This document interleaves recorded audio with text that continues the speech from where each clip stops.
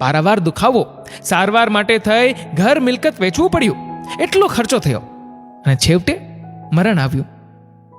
ડોક્ટરે કહ્યું કે તમે આમની બોડીને અગ્નિ સંસ્કાર ન કરો અને હોસ્પિટલને આપો, જેથી અમે જાણી શકીએ કે આ ભાઈને કેન્સર થવાનું કારણ શું હતું.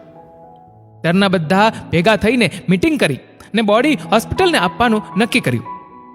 બોડી ઉપર રિસર્ચ કરતા ખબર પડી કે પ્લાસ્ટિકમાં ગરમ ખાવાનું રાખવાથી ખરાબ કેમિકલ જમવામાં ભળી જવાથી આ ભાઈને કેન્સર થયું હતું. આ રિપોર્ટ ડોક્ટરોએ તેમના ઘરવાળાને બોલાવીને બતાવવામાં આવ્યો અને તેમને આ ભાઈના ખાવા પીવાની ટેવ વિશે પૂછવામાં આવ્યું. ત્યારે તેમણે કહ્યું કે તેને ચાની આદત હતી અને દિવસમાં 4-5 વાર ચા પીતા હતા.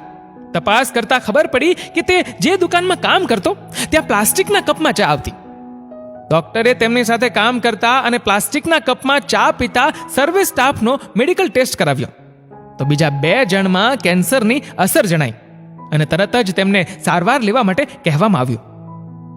તમને થશે કે આટલી ખરાબ વસ્તુ સરકાર કેમ બનાવવા દે છે?